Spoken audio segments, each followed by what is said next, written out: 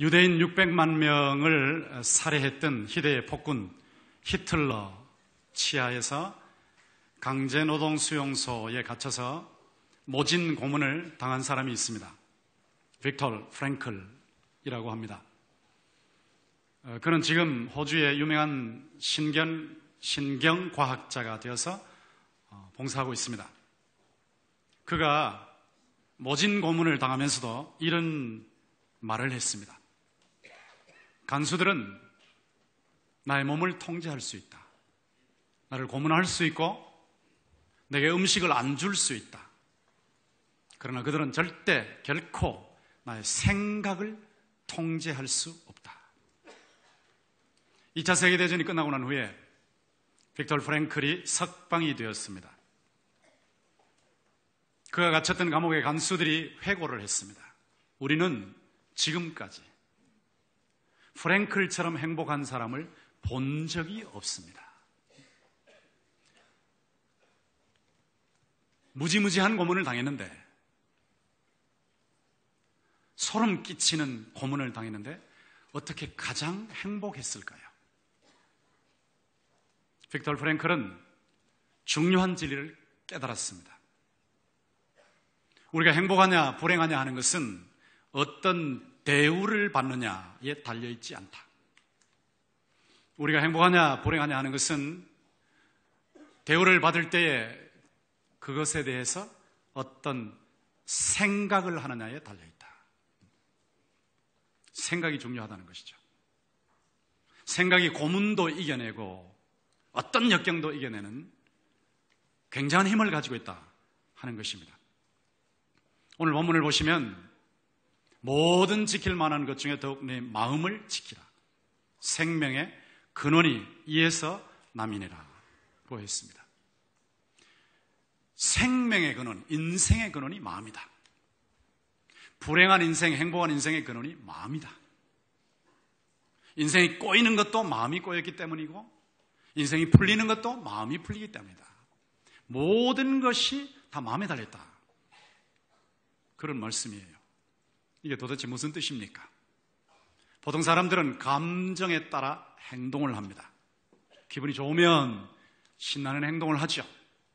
기분이 나쁘면 꼬인 행동을 하죠. 감정에 따라 사람들이 행동을 해요. 그래서 감정이 행동을 낳아요. 행동을 계속 반복하면 그것이 습관이 돼요. 습관이 계속되면 그것이 인격이 됩니다. 인격은 바로 인생으로 연결됩니다. 감정에서부터 시작해서 감정이 행동을 낳고 행동이 습관을 낳고 습관이 인격을 낳고 인격이 인생을 낳으니까 모든 것이 감정에서 출발한다라고 생각하기 쉬워요. 그런데 감정을 통제하는 것은 무엇입니까? 무엇이 감정을 움직이고 있습니까? 감정을 움직이는 것이 생각입니다. 우리가 의식하든 의식하지 못하든 생각이라는 것이 감정을 움직이는 거예요. 근데 생각은 어디서 나오느냐? 신념에서 나와요. 신념. Belief system. 이 신념은 생각의 덩어리입니다. 덩어리. 여러분이 의식하든 의식하지 못하든 여러분 속에 신념이라는 생각의 덩어리가 있습니다. 그 신념이라는 생각의 덩어리에서 생각이 나오는 거예요. 여러분이 이 말씀을 듣는 바로 이 시간에도 신념이라는 생각의 덩어리 속에서 생각이 나오는데 어떤 분은 그런 분이 없겠지만 저 언제 설교 끝나나 이렇게 생각하는 거예요. 그 신념, 생각의 덩어리에서 그게 나오는 거예요. 생각의 덩어리 신념에서 생각이 나와요. 생각이 감정을 움직여요. 감정이 행동을 움직여요. 행동이 습관을 만들어요. 습관이 인격을 이루어요. 인격이 인생을 이루어요. 여러분은 머리가 좋은 분들이기 때문에 한국에서 제일 유명한 교회이기 때문에 제가 한마디 하면 다 알아들으라고 생각해요. 이제 겁이 나기 시작하시죠. 신념에서 생각의 덩어리에서부터 생각이 나온다 그랬어요. 생각은 감정을 낳고 감정은 행동을 낳고, 자 거기까지를 보시면 아이고 그 골치 아프다 어떻게 외우나 싶지만 지정의를 생각하면 간단해요. 생각의 덩어리 신념에서 지 생각이 나온다고 생각해요. 정 감정이 나온다고. 생각에 따라서 감정이 나온다고. 그리고 감정이 행동, 의지는 행동이에요. 행동이 나오는 거예요. 그 행동을 반복하면 습관이 된다는 건 당연히 아실 거고 습관이 계속되면 인격이 되는 거고, 인격은 그대로 살다 보면 인생이 되는 거예요. 그러니까 모든 것이 마음에서 나온다는 뜻이 그것이라는 말이죠. 자, 제가 이제 한번 테스트를 해보겠습니다. 생각의 덩어리 신념에서 무엇이 나온다고요? 10%밖에 모르시나? 생각이 뭘 움직인다고요? 감정이 뭘 움직인다고요? 행동이 반복되면 뭐가 된다고요? 습관이 반복되면 뭐가 된다고요? 그것이 계속되면 뭐가 된다고요? 잘 하시네. 모든 지킬 만한 것 중에 더욱 내 마음을 지켜라. 생명의 근원이 이에서 남이니라 하는 말씀의 뜻이 그것이에요. 생각 덩어리와 생각, 그걸 지키라는 거예요. 그걸 바로잡으라는 거예요. 알버트 앨리스라는 박사가 이 부분을 잘 깨우쳐서 깨달아서 인지치료라는 것을 개발했어요. Cognitive Therapy, 생각을 고쳐서 인생을 고치는 인지치료라는 것을 개발했습니다. 그게 뭐냐? 여러분, 집안의 뒷뜰에서 검은 구렁이를 보셨다고 생각해봐요. 보통 사람 같으면 검은 구렁이, 큰 뱀을 보면 섬찟하잖아요. 그러니까 뱀을 보는 것은 사건이에요. 사건. 보는 순간에 섬찟한 것은 감정이에요. 감정. 자, 보았는데 사건 다음에 바로 감정이 튀어나오는 것 같죠? 근데 그 사이에 뭐가 들었냐는 거죠. 사건과 감정 사이에 뭐가 들어갔냐? 그 속에 생각이 들어가 있어요. 어떤 생각이 들어갔냐면 저 독사야, 저 독사야 하는 생각. 여러분, 의식하든 못하든 간에 저 독사야 하는 생각이 이미 들어가 있어요. 그리고 저건 날 해칠 수 있어 라는 생각이 들어가 있는 거예요. 그래서 그 생각 때문에 독사를 보는 순간에 섬찟하고 공포에 사로잡히는 거예요. 그리고 몽둥이 있으면 독사를 때려잡으려고 해요. 행동으로 나가죠. 자, 이것이기 때문에 생각이 감정을 움직이고 감정이 행동을 움직인다. 금방 보실 수 있죠. 이제 동일한 구렁이를 파충류학자가 보았어요. 그는 그것을 딱 보면서요, 여유가 넘칩니다. 싱긋 웃습니다. 여유가 넘치는 건 감정의 반응이죠. 동일한 사건인데 감정의 반응이 달라졌죠? 그리고 싱긋 웃는 이 행위, 미소까지 이미 나오고 있지 않습니까? 왜 그렇습니까?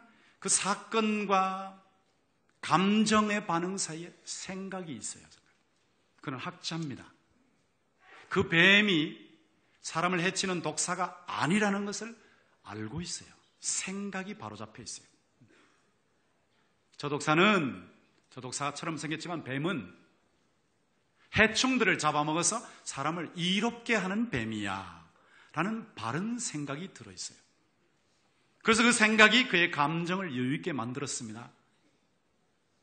그리고 여유있는 감정이 미소로 나타났습니다. 몽둥이 들고 때리려고 하지 않습니다. 심장마비 수술을 받은 사람이 있어요. 공포에 사로잡혀서 떨고 있어요. 인생이 엉망이 돼버렸어요. 자, 심장마비 수술 사건이에요.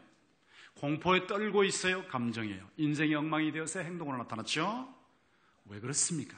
생각이 잘못됐기 때문에. 나는 심장마비 수술을 받았어. 언제 심장이 멈출지 몰라. 이러다 죽을 거야. 죽으면 끝이야. 절망이야. 자, 이런 생각이 공포를 유발한 거예요. 그리고 그 공포가 망가진 인생으로 나타나는 거예요. 생각이라고 생각. 동일한 일을 만나도, 동일한 사건을 만나도 생각의 차이에 따라 인생이 완전히 달라져 버린 거예요. 예수님을 제대로 믿는 사람, 하나님의 말씀대로 제대로 믿는 사람, 이 생각의 덩어리가 하나님의 말씀으로 들어가서 똘똘 뭉쳐있는 사람, 그 사람이 수술을 받았습니다. 사람이니까 고통스럽죠. 당장 느낄 수 있죠. 그러나 순간적으로 그것을 극복해요. 마음에 여유가 있어요.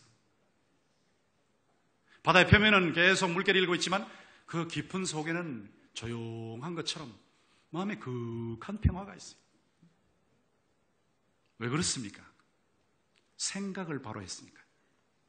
내가 심장병 수술을 받았지. 그러나 내가 고통을 당하는 순간에 주님이 나와 함께 계셨어. 내가 눈물을 흘릴 때도 주님은 그곳에 계셔.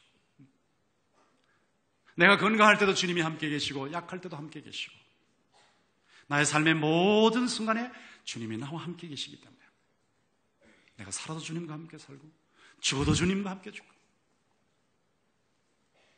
모든 것이 다 합력해서 선을 이룰 거야 하는 생각이 바로 들어가 있어요. 그런 사람은 60대가 40대처럼 사는 거예요. 40대처럼. 여러분 스스로에게 질문해 보세요. 여러분 30대가 60대처럼 사시는 건지 70대가 지금 20대처럼 사시는 건지 한번 생각을 해봐요. 아까 설교 듣고 나가신 어떤 교수님이 그러더라고요. 목사님 20년 전 제가 1990년도 91년도 오몽산 안식년대에서 설교를 했거든요. 그 1년을 설교했습니다. 20년 전에 설교하시던 목사님 지금 보니까 지금도 역시 푸르름이 넘치네요. 아주 멋진 말이라고 그랬어요. 푸르름이 넘치네요. 생각의 차이라고 생각이죠. 여러분 생각이 어떠냐는 거예요. 내게 능력 주시는 자 안에서 내가 모든 것을 할 수 있다. 그건 뭐 이론을만 알고 암송이나 하고 있는 것인지 아니면 부유해도 교만하지 않게 하나님이 함께, 주님이 함께 하시고 가난해도 위축되지 않게 주님이 함께 계시고 귀한 자리에 올라가도 거들먹을 피우지 않게 주님이 함께 계시고 천한 자리에 떨어져도 주님께서 내가 꿀리지 않게 함께 계시고 몸이 건강해도 몸이 약해도 늙어도 주님이 늘 함께 계신다. 내게 능력 주시는 자 안에서 내가 모든 환경을 감당할 수 있느니라 하는 이 생각, 말씀에 근거한 생각, 이것이 인생을 움직인다는 말입니다. 제가 여기까지만 말씀을 드리면 여러분 중에서는 금방 질문이 나올 거예요. 심리학의 적극적인 사고방식과 잠언 4장 23절의 차이가 무엇입니까? 적극적인 사고방식도 모든 게 잘 된다, 긍정적으로 생각해라, 적극적으로 생각해라, 그럼 인생이 풀린다, 그러지 않습니까? 근데 적극적인 사고방식하고 이거는 분명히 다릅니다. 이 잠언의 문맥을 보시면 분명히 다릅니다. 심리학에서 적극적인 사고방식은 자기가 자기를 통제하는 인본주의예요. 인본주의. 도 닦는 거하고 비슷해요. 수행하고 비슷해요. 인본주의. 자기가 자기를 통제해서 마인드를 컨트롤해서 그래서 자기가 원하는 삶을 만들어가는 거예요. 근데 이 잠언을 보시면 4장 23절에 나오는 앞뒤 전체, 잠언 전체를 여러분 보시면 이 지혜의 책입니다. 잠언은.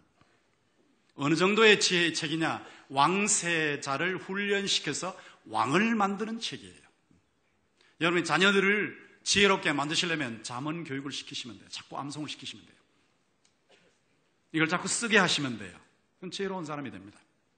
잠언은 지혜의 책인데 왕을 만드는 king making book이라, 왕을 만드는 책, 최고의 지혜를 주는 책이라. 근데 그 지혜의 근원이 뭐라고 했냐? 하나님을 경외하는 거라고 했어요. 여호와를 경외하는 거라고 했어요. 여호와를 경외하는 것이 지혜의 근본이라고 했기 때문에 인본주의하고는 뿌리가 달라요. 신본주의입니다. 신본주의. 하나님 중심주의입니다. 위로 하나님을 경외하고 옆으로 사람을 사랑하고 아래로 만물을 다스리는 지혜를 말하는 책이에요. 이런 지혜가 없으면 위로 돈을 숭배하고 경외하고 옆으로 사람을 짓밟고 아래로 하나님을 무시하고 그렇게 되는 거예요. 위로 하나님을 경외하는 거예요. 하나님의 영광을 위해서 내 물질을 내놓고 시간을 내놓고 인생을 걸어놓고 바로 사는 거예요. 남을 짓밟지 않아요. 남을 도와줘요. 연약한 사람을 배려해줘요. 그리고 자기가 아무리 귀하게 여기는 물질이라 할지라도 그 물질을 지배합니다. 그런 지혜를 말하는 책입니다. 이 잠언이 그런 책이기 때문에 여러분 잠언을 잘 따라가시면 지혜롭게 생각을 통제할 수 있다고 합니다. 이 잠언의 지혜를 여러분이 보시면 하나님을 경외하는 것이기 때문에 하나님이 기뻐하시는 뜻에 따라서 살아요. 그래서 잠언을 쭉 보시면 의인이 나오고 악인이 나오고 계속해서 반복해서 의인, 악인, 그렇지 않습니까? 하나님의 뜻대로 바르게 사는 사람이 지혜로운 사람이라는 거예요. 잔꾀 뿌리는 사람, 법망 피해서 그래서 자기 자식과 자기만을 위해서 살아가는 사람이 지혜로운 게 아니고 하나님의 뜻대로 사는 사람이 지혜롭다. 착하게, 선하게, 바르게 사는 것, 하나님 뜻대로. 근데 그렇게 살아가려고 할 때 이 세상이 너무나 악하잖아요. 여러분, 큰 단체의 장이 되면 얼마나 괴롭습니까? 부러운지 모르시지만은 어떤 사람들은요, 못 살겠다, 죽겠다 그러잖아요. 그 위에 올라가서. 굉장히 힘든 곳이에요. 왜냐하면 온갖 종류의 사람들이 다 있으니까. 한 가정도 리드하기 힘드는데 큰 집단 얼마나 힘들어요. 악한 사람들도 많으니까. 어떤 경우에는 목사를 괴롭히는 것을 하나님이 주신 유일한 사명으로 삼고 있는 사람도 있으니까.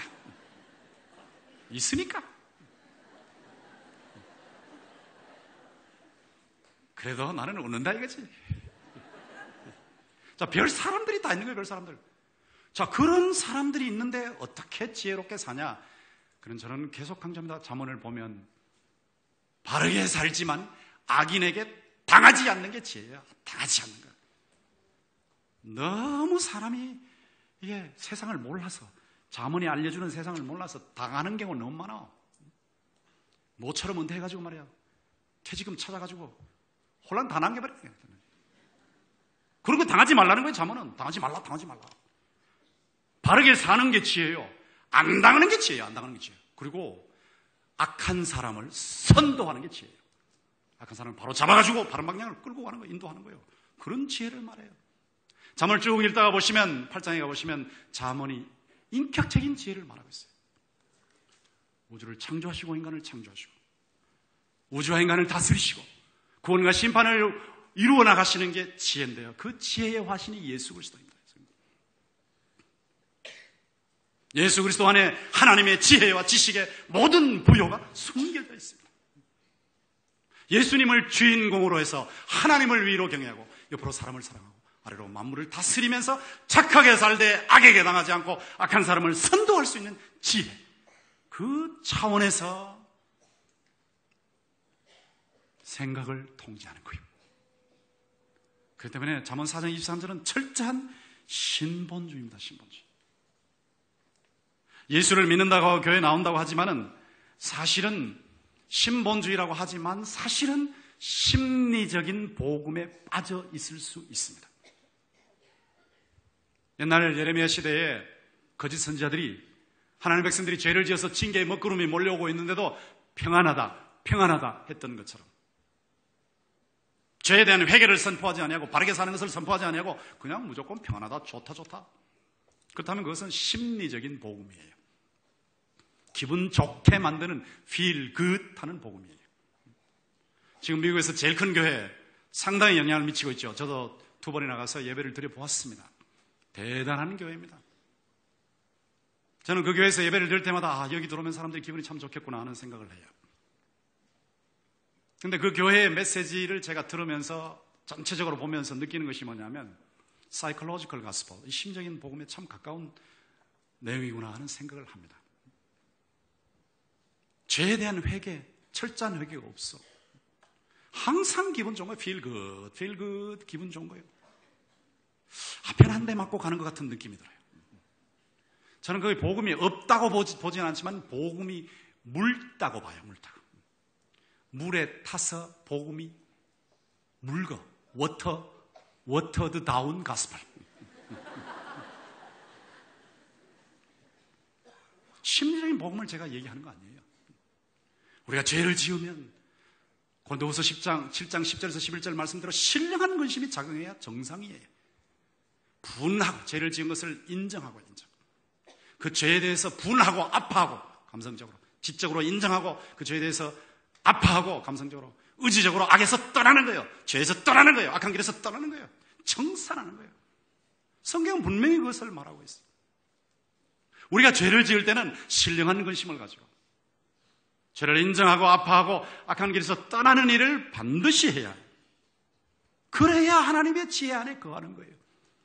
위로 하나님을 경외하고 옆으로 사람을 사랑하고 아래로 만물을 다스리는 하나님의 지혜로 자신의 생각을 통제하게 된단 말이죠. 여러분 최근에 기분 나쁜 일이 있었습니까? 지금 표정을 보면 기분 나쁜 게 있는 것 같기도 하고 없는 것 같기도 하고. 기분 나쁜 게 많았습니까? 너무 화가 나가지고 막 부글부글 끓어오르는데 여기 뚫기만 하면 아이슬란드 화산이 될 것 같은 그런 일도 있었습니까? 어떻게 그런 경우에 처신하셨습니까? 여러분의 그 끌어오르는 감정을 어떻게 다스리셨습니까? 지금도 여러분 감정에 본능적으로 정직하게 충실한 삶을 사십니까? 화가 나면 막 던져버리고 밥상 뒤집어 버리고. 여러분이 그런 감정을 어떻게 통제하고 사세요? 모든 지킬 만한 것 중에 더욱 내 마음을 지켜라. 생명의 근원이 이에서 남이라 그러는데 그 마음의 생각을 통제해야 되겠는데 어떻게 통제하고 계시냐? 감정이 일어나면 바로 행동으로 가시는 사람은요, 주의하셔야 돼요. 잠시 생각을 해서 무엇이 잘못됐길래 내가 지금 이런 감정이 들어왔는지, 이렇게 기분 나쁜 감정이 들어왔는지를 체킹을 하셔야 돼요. 체킹. 잠시 멈춰서 체킹하셔야 돼요. 게리 스몰리라고 하는 목사님이 계시는데 Change your heart, change your life. 당신의 마음을 바꿔라, 당신의 삶을 바꿔라. 그런 책을 썼어요. 아주 유명한 책이죠. 제가 마음 변화, 생활 변화 시리즈로 10번 설교를 해서 교인들한테 돌렸더니 교인들이 뭐 4번, 5번 들었다고 하더라고요. 인생이 바뀌는 걸 체험한대요. 근데 그분의 책에 보면 외손자 얘기가 나와요. 외손자가 어느 날 외할아버지한테 찾아와서 할아버지 엄마 때문에 미치겠어요. 근데 걔의 엄마는 목사님의 누굽니까? 사랑하는 딸이요. 너무너무 좋은 딸이요. 엄마 때문에 미치겠어요. 엄마 좀 혼 좀 내주세요. 엄마가 숙제하라고 그러고 집안일 하라고 그럴 때 제대로 하라는 거예요. 제때 하라는 거예요. 그 잔소리 하는 거죠. 그래서 미치겠다는 겁니다. 그래서 목사님이 외손자에게 이랬습니다. 야, 엄마가 너를 불행하게 만드는 거냐? 아니면 너를 불행하게 만드는 것을 엄마가 너에게 알려주는 거냐? 여러분도 못 알아들으셨죠? 외손자가 못 알아들었어요. 무슨 말인지. 할아버지 다시 말해보세요. 사실은 외손자가 불행한 것은 지가 저를 불행하게 만들고 있는 거거든. 그래서 설명을 하고 난 후에 야, 나랑 한번 게임을 해볼까? 이거 내한테 잘 먹혀들더라고. 잘 되는 건데 너도 한번 해볼래? 야, 할아버지 뭔데요? 한번 해봅시다. 그 성경을 암송하는 거예요. 할아버지가 성경을 암송해서 외손자한테 들려주면 외손자가 그 말씀을 암송해서 또 할아버지에게 들려주는 이 성경 암송 게임이에요. 그걸 하고 있었어요. 근데 어느 날 엄마가 아들한테 너 학교 갈 준비 다 됐니? 숙제 다 했니? 다 챙겼니? 잊어버린 거 없지? 제대로 했지? 다 챙겼지? 예, 엄마 다 했어요. 전부 다 했어요. 그래서 차 타라. 차를 타고 가는데요. 러시아 오니까 얼마나 복잡합니까? 한 4km쯤 갔는데 이 돌아오기가 힘들거든. 그거 밀려있는데 4km쯤 가니까 이제 애가 엄마 이제 시작하는 거예요. 엄마 아이고 내가 뭘 잊어버리고 왔는데 그 쓰기 책인데 지금 시험 본단 말이고 안 가져가면 안 돼. 엄마 제발 좀 돌아가줘요. 그때 엄마가 야 내가 아까 뭐라 그랬어? 챙겼냐고 물었잖아. 네 다 챙겼다 그랬잖아. 제발 좀 정신 바로 차리란 말이야. 책임감이 그렇게 없어도 되겠어? 그러니까 막 목을 조이듯이 엄마가 잔소리를 하는 거예요. 그런데 이 아이가 할아버지한테 쫓아왔어요. 할아버지 기적이 일어났습니다. 뭐가 기적인데? 이런 일이 있었고요. 옛날에 엄마가 막 그렇게 화가 나면 제가 뭐라고 했는지 아십니까? 엄마 입막에 닫아. 입막에 닫아. 잔소리 100만 번째. 신물이 난다고. 그랬을 텐데 이번에는 말씀이 생각나는 거예요. 할아버지 말씀이. 그래서 제가 뭐라는 줄 알아요? 엄마 잠깐만. 그러니까 엄마가 그래 뭐냐? 엄마가 나를 얼마나 사랑하는지 나는 너무너무 잘 알아요. 얼마나 엄마가 나를 오죽 사랑했으면 이렇게 화를 내겠습니까? 나 잘하라고 하는 소리 아니에요. 엄마 정말로 고마워요. 내가 얼마나 고마운지 엄마가 미쳐 모를 거예요. 엄마 제발 날 좀 용서해줘요.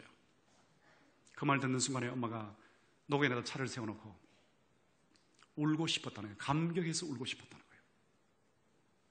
그리고 아이에게 나도 널 사랑해. 내가 널 용서한다. 하면서 자기 지갑을 꺼내가지고 있는 대로 돈 다 주면서 마음대로 써라 하는 충동을 느꼈다는 겁니다.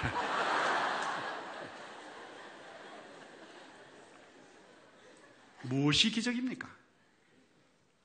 외손자하고 할아버지가 성경을 암송했어요. 사람마다 듣기는 속히하고 말하기는 더디하며 성내기도 더디하라. 그런 성경을 암송했어요. 그 구절을 1년 동안 할아버지하고 외손자가 암송한 거예요. 1년 암송한 동안에 신념이 바뀌어서 신념. 생각의 덩어리 속에 그 말씀이 들어가서 새겨졌어요. 조각이 되었어요. 조각. 그 말씀이 들어가서 조각이 되고 나니까 그 말씀이 신념 덩어리 속에 생각 덩어리 속에 들어있으니까 엄마가 화를 낼 때 그 말씀이 바로 튀어나와요. 말씀이 바로 튀어나와 버린 거예요. 바로 튀어나오니까 감정을 통제한 것입니다. 감정을 통제하고 그렇게 행동이 나오니까 엄마도 감격하게 된 것이죠. 이 생각이라는 게 이렇게 중요한 거예요. 하나님의 말씀대로 생각을 바꾸고 놓으니까 인생이 바뀌는 거예요. 1620년에 청교도들 146명이 180톤 작은 배입니다. 메이플라워를 타고 117일간 아주 힘든 험난한 항해를 했습니다. 그 항해를 끝내고 신대륙에 상륙했는데요. 혹독한 추위에다가 식량 부족에다가 전염병 이런 게 겹쳐서 44명이 봄이 되기 전에 죽었어요. 또 한 해 농사도 완전히 망쳤어요. 인디안들의 도움으로 곡물 추수에 성공하고 난 후에 그걸 추수해 놓고 인디안들을 불러서 하나님께 감사하는데 이 청교도들의 신앙을 보십시오. 부정적인 것을 전부 긍정적으로 바꾸는 거예요. 생각을 바꾸면서 감사를 하고 있어요. 7가지 감사를 했는데 한번 들어보세요. 첫째, 180톤밖에 안 되는 작은 배, 이게 부정이잖아요. 작은 배지만 그 배라도 주심을, 이 긍정이죠. 감사합니다. 둘째, 시속 3km로 항해했지만 아주 부정적인 상황이죠. 117일간 계속 전진하게 해주셔서 긍정이죠. 감사합니다. 셋째, 항해 중 2사람이 죽었으나 부정적인 사태죠. 한 아이가 태어나게 하심을 긍정이죠. 감사합니다. 넷째, 폭풍으로 큰 돛이 부러졌으나 부정이죠. 파손되지 않아서 긍정이죠. 감사합니다. 다섯째, 여자들 몇 명이 경랑 속에 휩쓸렸지만 부정이죠. 모두 구출됨 긍정이죠. 감사합니다. 여섯째, 인디언들의 방해로 상륙 장소를 찾지 못해 한 달 동안 표류했지만 부정이죠. 결국 호의적인 원주민들이 사는 곳에 상륙하게 해주셔서 긍정이죠. 감사합니다. 일곱째, 고통스러운 3개월 반의 항해를 했지만 부정이죠. 단 한 명도 돌아가자는 사람이 나오지 않게 하시니 긍정이죠. 감사합니다. 부정을 긍정으로 바꾸고 있잖아요. 주 안에서 하나님의 말씀의 지혜에 따라서 부정을 긍정으로 바꾸면서 감사하고 있지 않습니까? 하나님의 말씀대로 분노를 중지하는 것, 생각을 통제하는 거예요. 부정적인 상황을 보면서 그 속에 긍정을 찾아내서 감사하는 것, 생각을 통제하는 거예요. 근데 우리는 긍정이 어느 정도냐? 영원한 긍정이 있어요. 예수 그리스도께서 저와 여러분을 위해서 십자가에서 피를 흘려 죽으셨어요. 우리 모두를 위해서 십자가에서 죄 없으신 하나님의 아들 예수 그리스도께서 보혈을 흘리셨어요. 다 이루었다고 선언하셨어요. 죽은 지 3일 만에 부활하셨어요. 성천하시고 성령을 보내주셔서 우리의 심령 속에 예수의 생명이 약동하게 하셨어요. 우리는 질그릇 같은 인생이요. 깨어지기 쉽지만 우리 속에 예수님이 계십니다. 성령님을 통해서 예수의 생명이 내 속에 약동하고 있기 때문에 나는 그것으로 인해서 더 긍정적인 생각, 하나님의 지혜에 따라서 긍정적인 생각을 하면서 감사하는 사람으로 바뀌게 된 거예요. 바울이 그랬잖아요. 내가 확신하노니 사망이나 생명이나 천사들이나 권세자들이나 현재일이나 장래일이나 능력이나 높음이나 기쁨이나 다른 아무 피조물이라도 우리를 그리스도 예수 안에 있는 하나님의 사랑에서 끊을 수 없으리라 했습니다. 이것은 영원한 긍정이에요. 영원한 긍정이요, 절대 긍정이에요. 여러분의 심정이 아무리 바뀌고 여러분의 감정이 아무리 바뀌고 여러분의 삶의 일이 아무리 바뀌어도 여러분을 그리스도 예수 안에서 끊어낼 것이 존재가 없는 줄로 믿습니다. 하나님의 사랑, 영원한 긍정이라고, 절대 긍정이라고. 우리는 거기에 우리 인생을 걸어놓고 있어요. 우리는 거기에 우리 가족의 인생, 우리 교회의 인생, 우리 국가의 인생을 걸어놓고 있어요. 영원한 절대, 영원한 긍정. 그 긍정에 따라 우리의 생각을 통제하는 거예요. 우리 생각을 바꾸는 거예요. 몇 개월 전에 닉 부이치치라고, 아마 여러분 들어보신 분도 계시고 보신 분도 계시고 읽어보신 분도 계시겠죠. 사지가 없습니다. 사지. 동신교회 모시고 간증을 들었습니다. 저는 그분을 안아보기도 했고 대화도 나누었습니다. 간증을 하는데 우리 모두가 놀랐습니다. 목사님 아들로 태어날 때부터 사지가 없어. 발이라고 해봐야 요만한 거 하나 끼어 있어요. 고리 같은 거 하나 끼어 있어요. 죽고 싶었다고 그랬어요. 왜 하나님이 나를 이렇게 태어나게 하셨는가? 학교에 가면 You are not enough. 너 형편없어 하는 말을 친구들이 들려주니까 늘 괴로운 거예요. 아침에 일어날 때마다 엄마는 반대 말을 해요. 닉, 하나님은 너를 위해서 놀라운 계획을 가지고 계셔. 학교에 가면 시달리지만 집에 오면 엄마가 닉, 하나님은 너를 위해서 놀라운 계획을 가지고 계셔. 두 가지 생각이 충돌하는 거예요. 학교에 가면 아이들이 하는 말에 의해서 생각이 통제되면 죽고 싶어요. 자살을 시도했었어요. 그러나 집에 오면 엄마가 들려주는 하나님의 말씀 때문에, 하나님의 영광을 위해서 너를 창조하셨다는 말씀 때문에 생각을 통제할 때 감정이 통제되면서 의욕과 희망을 찾는 거예요. 그가 어느 날 이 충돌하는 감정 속에서 하나님의 은혜로 하나님은 너를 위해서 놀라운 계획을 가져 계셔 하는 이 진리, 여기에 자기 생각을 걸기로 작정했어요. 그리고 자신의 생각을 통제하기 시작했습니다. 놀라운 인생의 변화가 일어났습니다. 요만하게 나오는 고리 같은 발 가지고 공놀이를 하는 거예요. 컴퓨터를 치는 거예요. 수영을 하는 거예요. 그가 일부러 넘어졌다가 일어나는 모습을 보여주는데 사지가 없이 어떻게 일어납니까? 넘어졌다가 일어나는 모습을 볼 때 우리는 눈시울이 뜨거워진 상태에서 그 닉 부이치치 27세의 젊은이가 일어날 때요, 절망에 빠졌던 사람들이 다 같이 일어난 거예요. 마음에서 다 같이 일어난 거예요. 다 같이. 속에서 같이 일어난 거예요. 같이. 예수 안에 생명이 있다고, 예수 안에 희망이 있다고, 나 같은 사람도 하나님이 이렇게 귀하게 쓰신다면 여러분은 얼마나 귀하게 쓰시겠냐 하면서 말씀을 전하는데, 희망 전도사의 메시지예요. 절망의 먹구름이 개이고 희망의 빛이 비춰오는 것을 모든 사람들이 느낄 수가 있었습니다. 생각에 변합니다. 생각이. 하나님의 말씀에 따라서 자기의 생각을 통제하는 거예요. 매 순간 통제하는 거예요. 매일 매 순간. 제가 여기 올라올 때도 통제하고 올라옵니다. 제가 20년 전에 이 자리에 섰을 때는 하루에 4번 설교를 했지만 오늘은 5번이래. 5번. 예, 이 음성 컨트롤을 어떻게 할까 이런 생각을 하지만은 이 5번이라고 할 때 죽었어. 권목사 너 오늘 죽었다. 자, 이렇게 생각하면 저는요, 그때부터 맥이 쫙 풀리는 거예요. 저는 그런 생각 안 해요. 어떤 생각을 하느냐? 5번 설교 한 번도 안 해봤는데 오늘 해볼 수 있는 신나는 경험을 주시니 감사합니다. 생각을 바꿉니다. 신납니다. 중국 가서 선교 여행할 때 21시간 정도를 야간 버스를 타고 가는데요, 버스 정말 꾀재재한 냄새 정말 엄청 많이 납니다. 보기도 그렇고, 그 좌석에 누워서 가는데요, 누우면 막 냄새 나죠. 코 찌르죠. 근데 그때부터 이제 시간을 재는 거예요. 이제 1시간 남았네, 2시간 남았네, 아이고 19시간 남았네, 이러면 미치는 거죠. 저는 그렇게 생각 안 해요. 이제 탔네, 이제 가네, 이제 내리네, 끝이에요. 멋진 여행을 하는 거예요. 멋진 여행. 완전히 생각의 통제예요. 하나님이 나에게 이 선교 여행을 시키시고 계신데 내가 이거 꺾게 할 이유가 하나도 없지 않냐?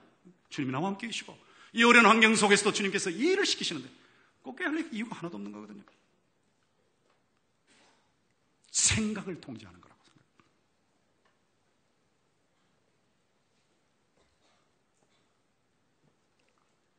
제가 주일날 새벽 기도부터 인도해가지고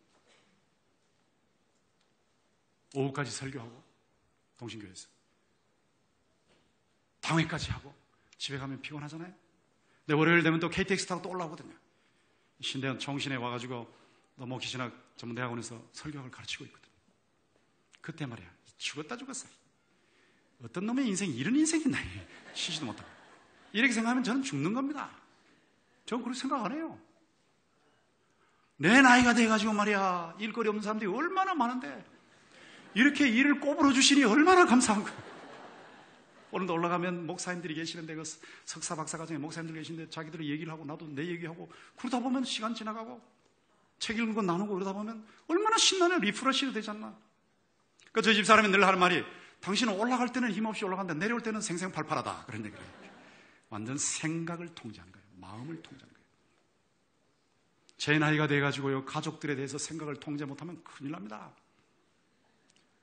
아이고, 옛날에 그렇게 예쁘던 아내가 왜 저렇게 늙었노? 이렇게 생각해보면 큰일 나거든요. 큰일 나거든요. 저는 그런 생각 안 해요. 어떻게 생각하느냐? 이야, 하나님이 주신 선물 중에 예수님 외에 최고의 선물. 사랑스러운 암사성. 아름다운 암노루가 저기 누워있네. 멋진 인생이라, 멋진 인생. 어차피 인생 사는데 말이야. 부부 생활하고, 가정 생활하고, 교회 생활하는데, 직장 생활하는데, 뭐 그렇게 죽을 상을 가지고 사냐 이거지. 잘못된 거 있으면 청산하고 회개하면 되는 거고, 무슨 일을 맡겨주시든지 하나님이 그 일을 감당하게 하실 거고, 안 되면 안 된 대로 연단시켜서 다음엔 더 잘 되게 하실 거고, 마침내 반드시 하나님께서 주신 사명을 감당하는 복된 자리에 이르게 하실 줄 믿습니다. 하고 사는 거죠. 아까 왜 찬송 부르는데 왜 그렇게 신경질을, 그 인상을 찌푸리고 부르십니까? 마음이에요, 마음. 모든 지킬 만한 것 중에 더욱 내 마음을 지키라. 어떻게 지키냐? 예수님께서 말씀하셨어요. 너희가 내 안에, 내 말이 너희 안에 거하면. 주님과의 인격적 관계입니다. 예수님과의 인격적 관계가 없으면 예수 믿어도 엉터리로 믿는 거예요, 엉터리 믿어. 교회 왔다 갔다 하니까 우울증에 빠질 수도 있고, 뭐 다른 이유도 있겠지만. 그리고는 자살을 하는 거예요.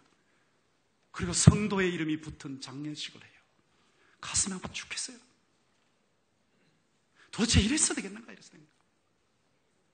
너무너무 마음이 아픈 거라고. 예수님을 믿을 때 여러분 제대로 믿으셔야 돼요. 주님과의 생명적, 인격적 관계가 약동을 하는 신앙생활을 해야 됩니다. 주님과 인격적 관계 없이 사는 건 엉터리 신앙이에요.